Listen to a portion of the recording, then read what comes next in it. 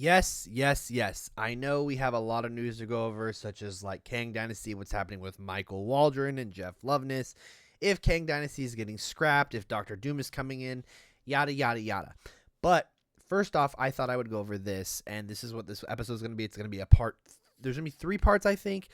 Depends. Might be 2 parts, but this is the first 4 in the series. So from phase 4 to phase 5, people are really confused, saying, is there post-credit scenes that just didn't pan out? Like, what's going on, So I thought we'd go over those and why exactly they're important and what they've led into. So without further ado, let's get started. All right, you knew we were going to start with this. WandaVision is up for the start of Phase 4 and arguably one of the most loved projects in the series. During the cleanup of Westview, Monica can be seen talking with Jimmy Woo, where she is told she is needed inside the theater. As Monica heads down, she is greeted by an agent who suddenly states, "I was sent by an old friend of your mother's," and she proceeds to transform into a Skrull. "He would like to meet with you," and then Monica proceeds to say, "Where?" And then the Skrull points up. This connects Monica with Fury, who will be helping out on Saber in space, which will be continuing in the Marvels and show where Monica has been this entire time. The next scene that we get is arguably one of the biggest setups for Doctor Strange Multiverse of Madness, and just a lot to come in the future, teasing things like incursions, dream walking, and much, much more. We start off somewhere in Sokovia in an abandoned cabin where we see Wanda sitting on the porch. It goes on with her walking inside the cabin and lifting up a pot of tea. It then zooms over to an astral projected form of her studying the Darkhold in full Scarlet Witch outfit. As she's reading through studying the evil taking over her, Wanda then proceeds to hear, "Mom, help us, help," as she hears her boys calling out to her, but realistically, it's just the influence of the Darkhold. And this is what goes and pushes the whole agenda for Multiverse of Madness, where Wanda will do whatever it takes to get her boys back. Whether she researches about American Chavez, she learns about Chthon, she's studying everything, the witchcraft, the magic, and how to dream walk, and how to project herself out, and become one of the strongest characters in the Marvel Cinematic Universe. A lot of people who have a problem with Wanda's character development in Multiverse of Madness clearly didn't watch this scene, but this scene connects so much and gets us to understand so much more about this character and leads up to the big climactic battle that we'll get in the next film, where Wanda will inevitably meet her end. Next up, we received Falcon and the Winter Soldier. This show was pretty well received and was a pretty good show, which really brought us a new character who was the on-edge Captain America, as in John Walker.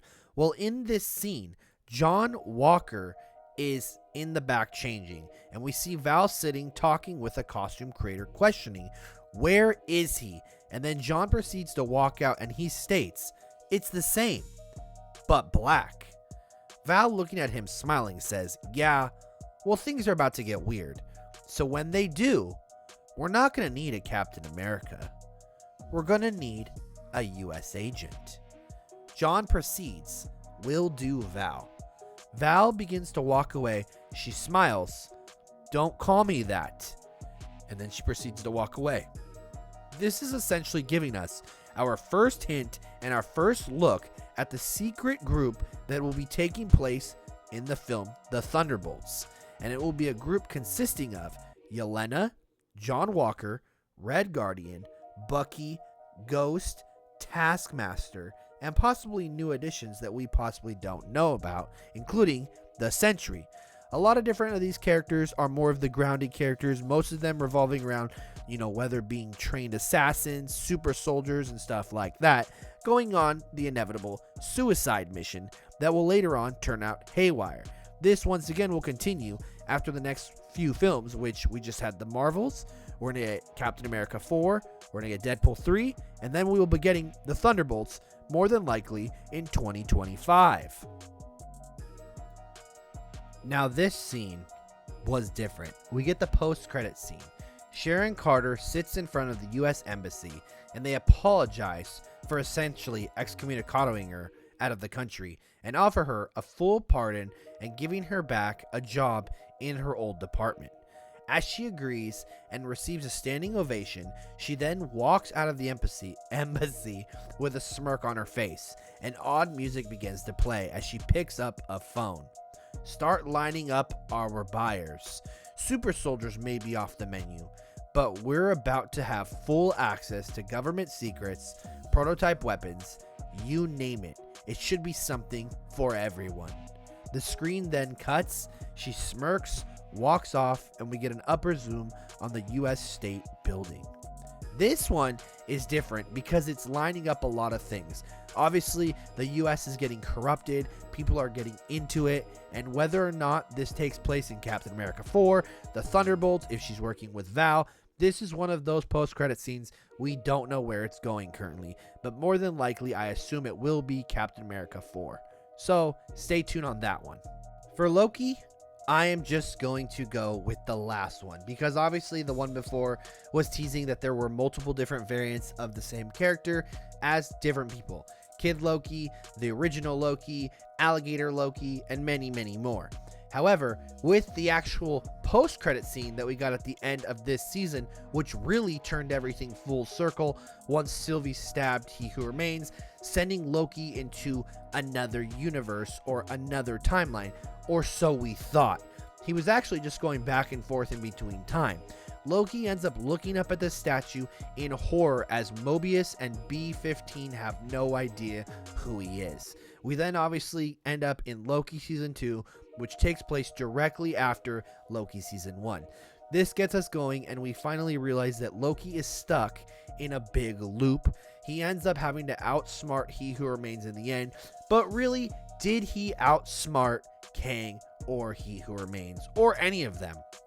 What will happen in the future with Loki making the big sacrifice, destroying the Loom, and essentially taking over as the World Tree Yggdrasil and being the multiversal anchor at the end of time, powering the entire multiverse to keep it together, giving up his own free will to making sure everybody else gets theirs.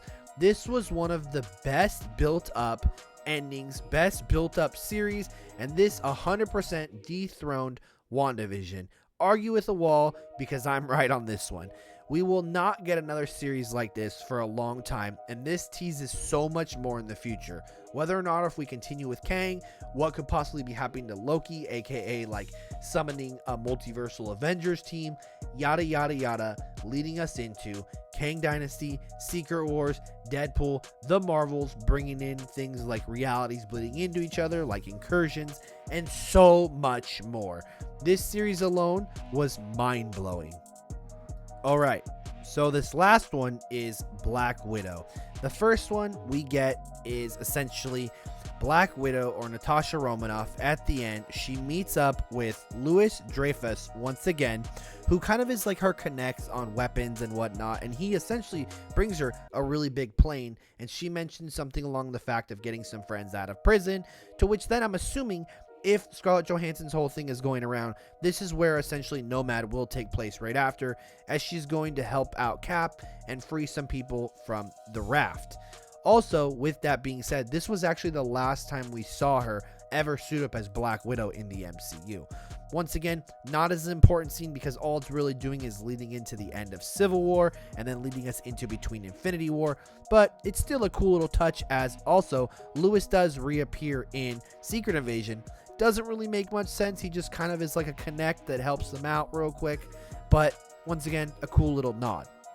But the last but not least, the biggest post-credit scene for the end of Black Widow, which makes a lot of sense. You have Yelena. She's at Natasha's grave. She's sad. She's on the tombstone. And then all of a sudden, she hears somebody blowing their nose. Obviously, cue in Val or Julia, and you know who she is.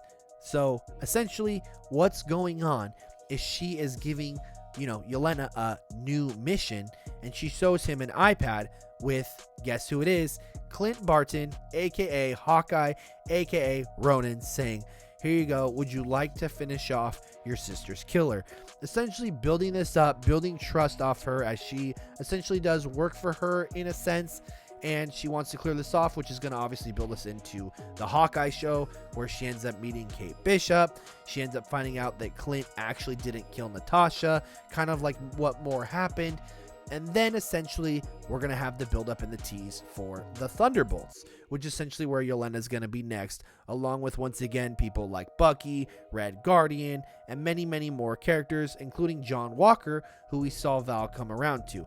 Val essentially is playing that Nick Fury role, and it is going to be a perfect payoff when we get this in the next 2 to 3 years.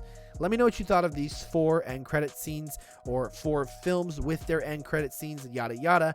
Obviously, there's only one that we really don't get the whole entire deed of it, but we kind of assume, depending on where the MCU is going from here on out. Once again, my name is Bretta. I hope you enjoy this video, and stay tuned for part 2 shortly. But tomorrow I have something important and something pretty cool regarding the Marvels that you might like.